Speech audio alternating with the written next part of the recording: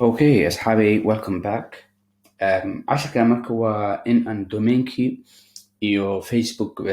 business managerkii in aan macnaha isku connect gareyno si macnaha business managerka oo verified u sameeyo. Hadhowti markii aan xaysiinta aan sameynayno ayaa fahmi doontaa sababta aan casharkan ugu soo hormariyay casharadaas. Marka haddii adiga aad tahay qof ganacsade ah oo websitekiisa iyo wixiisa shirkad kale ay u host gareyso oo ay macnaha u hayso everything oo ku saabsan website-ki waxaas dhib male. waxa aad rabtid inaad samaysid anaa ku tusaayo. haddii aad samaynaysid adiga tahay agency ama website-ki wax dhan adiga macnaha maamul gareysatid oo hosting company-ga iyo domain-ka iyo wax dhan hadda adiga hawshaas adiga faraha ku haysatidna step by step waxaan sameynaya waxaa laga yaabaa bis hosting company-gaaga inuu different ahaado midka aniga aan isticmaalayo laakiin processku waa isku midkii. marka hadda waxaan tagay business.facebook.com meeshaan u keenay adiga waxaa laga yaabaa meel kale inuu ku keeno laakiin meeshaan rabna inaan tagno meeshaan maahan. So marka waxaan sameynaa setting inaan tago setting ku dhufo. So setting okay weli ma igeynayo meesha meelo kale ugu wadaa laakiin waxaa ku dhuftaa setting assets. Okay, adiga waxaa muhiim bas inaad tagtid go to business settings. Okay, that's where we go in. So marka hadda waxaan rabaa marka inaan ku daro domainkii aan gadanay oo hosting company aan kasoo host gareysanay inaan Facebook ku daro si macnaha markaas ay Facebook hadhowti marka casharada iyo waxaas aan sameynayno oo xaysiintii waxaas markaan gaarno in macnaha ay easy noo noqoto in arrinta noo shaqeyso. So marka business meesha aan sameynay last time aan sameysana waa kan Mr. Bossless ad account. So haddii ad account kan tago kale aan ku dhufto ad account we should see ad account aan sameysanayno waa kana Mr. Bossless page haddaan ku dhufto kale waa kan Jaburon online.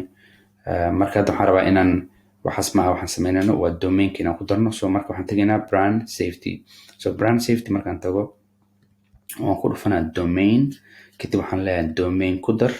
kadib meeshaan aan gelinaa si u qorantahay example.com meesha qorantahay. So waxaan qoraa jaburon.com si u qorantahay exactly aan qoraa marka add domain. Okay, meesha waxaa noogu soo baxday not verified. So marka waxaan sameynaynaa inaan verified gareyno. qaabka ugu sahlan oon ku verified garey karna marka wuxuu yahay in aan ku dhufano so let's click on waxaa laga yaabaa inay different kugu soo baxdo mar waxaa laga yaabaa inay drop down oo san aad inta meeshan kusoo dhufsato aad drop down mid aad ka doorato in ahayn ay macnaha ku tahay 1 iyo 2 iyo 3 oo mid kale aad ku dhufsan kartid. So hadda haddii adiga company kale ay ku sameeyaan waxa uu sameyn kartaa meeshan midkan ugu hooseeya ugu fudud inaad macnaha isku connect gareysid oo verified u ku noqdo. So marka hadda meeshan ay ku qoran tahay update DNS meesha ku qoran tahay ku dhufo because txt aan rabnaa aniga DNS txt record ku dhufo. So markaas Facebook ku sheega wuxuu ku leeyahay login domain register ka meesha ka host gareysata tag kadib DNS record tag number 2 txt ku dhufo kabacdi waxaa gelisaa codekaas oo macnaha ay ku siinayaan geli. haddii hadda codeka click aan ku dhufto waa saas copy gareynaa macnaha marka click dhaho oo copy gareynaa automatic way. kadib number 3 meeshan oo add ay ku qoranto kale oo hostka oo company-ga macnaha host gareysatid add geli kadibna aad arki doontaa anyway kabacdina saas u sameynaysaa. marka hadda haddii aan imaado hosting company-ga haddaan imaado waa kana jaburon.com. so marka waxaan tagaa meesha aan ka sameyn karo DNS-ki waxaas. so DNS zone editor ku dhufo adika hosting company-gaaga iyo company-gaaga isku mid yihiin laga yaabaa laakiin processku waa same. so marka meeshaan aan joogaa. so marka meeshii oo tx muxuu dhahay waxaad dooranaysaa txt da marka inta ka dooran karaa. so txt record kadibna waxaa ku dhaftaa meesha nameka ama hostka aad ku dhaaf kadib bacdin valuega ayaa waxaan gelinayaa codekii oo Facebook isiiyeen so marka deetan xagan geliyo kadibna aan dhaho ku dar add record DNS record create successfully meesha ku qoran tahay kadib Facebook soo laabo verified click ku leh okay done so Chevron verified tick green anoo soo baxday that's it company kale hadduu ku sameeyo oo ay company kale ku sameeyaan codekii aad u diraysaa meeshii oo macnaha stepskana waa u copy garaynaysaa ama screenshot ugu qaadaysaa codekana u diraysaa isku marka ayaga ku daraayo markay ku daraan aadna meeshana verified ka leedahay ayagana xagay aad ka leeyihiin marka waa intaas leewaay wax weyn maaha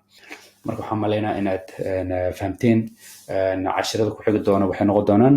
casharada aad sugayseen intaas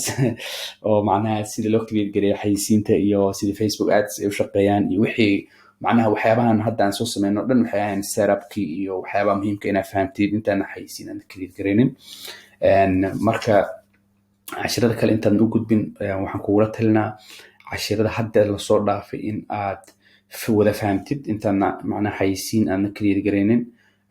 waxyaabaha ugu badan oo accountnada ay ku qarxaan waxaa kamid ah adoon fahamsanayn policy oo kale sidii waxyaabihii aan soo cover gareynay marka isku day inaad casharadaas oo dhan aad soo fahamto haddii website aad leedahay website-kaaga domainkiisa iyo Facebook in macnaha aad isku xirtid oo verified ay noqoto haddii business account aadna lehiin oo business ad manager oo kanoo kale ah haddaadna lehiin inaad samaysato waxaa isku daydaa oo sida haddii aad rabtid waa koorsadan in aad 100% waxa ay ku saabsan tahay inaad ka dhuuxdid oo aad ka qaadatid oo successful aad ku noqotid waa in macnaha casharada ayna ku noqonin Netflix series waxa la dhahay oo kale sida macnaha filmaanta ama aflaanta oo musalsalka camal ayna ku noqon oo inta kan fiirsato hadana markuu dhamaado kan kala fiirsato dan kale ma each module macnaha waxa waaye sabab baa ka dambayso macnaha wuxuu module u yahay marka waxaan rabaa bis waxaan ka rabaa waxay tahay hadda meesha aan marayno hasii dhaafin haddii wixii aan soo sameeyna aan sameynin because haddii wax aan sameynin aan soo sameynin waa la sii qabsanay waa sii soconay kadibna koorsada waa dhameynay adoon wax oo practical aan sameynin koorsada dhameysay so hadhowti marka waxay wax kale kula noqonayaan laakiin markii aad istaagtid oo wixii aan sameyna aad sameysid markaas waxa waaye waxa ujeedaa end goalkii ujeedaa meeshii hadafkii aad lahayd markii koorsada aad dhameysid wixii aad sameysanaysid waa la dhameynayna marka aniga waxaan isku dayaa insha Allah taala in aan jabronkii aan sameynay oo kale aan xataa aan ku sameyno page likes si loo sameeyo aad fahamtid aan website aan u sameyno aan alaab ku xayisiiyo step by step aan ku tuso markii wax aan iibino ama aan wax helno ama waxay rabtaa ahaatee macnaha sababtay u dhacday qaabka u marnay waxaasoo dhan si aad u noqotid qof hadduu ganacsi leeyahay ganacsigiisa aana cid kala tashan soo ganacsigiisa u noqdo ganacsi weyn oo cirka iyo ku socdo oo wixii suuqa kula jirana macnaha dhulka ku jiida haddaa tahay qof oo marketing agency sameeyo oo macnaha ad agency Facebook ad agency lena haddaa tahana si macnaha aad ugu dhex muuqato agency-yaasha kale oo suuqa kugula jiro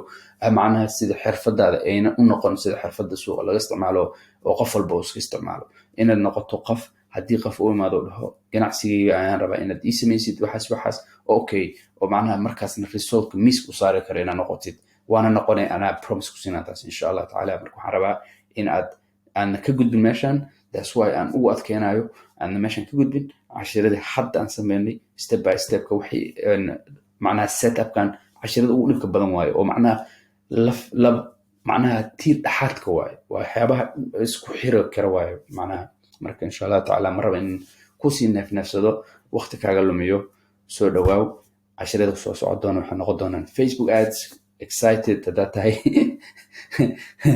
koob shaax iyo wax soo qaado laakiinse ha gudbin adoona wixii aan soo marnay aan soo sameynay aana meel iska saarin. Salaamu calaykum waraxmatullaahi wabarakaatuh.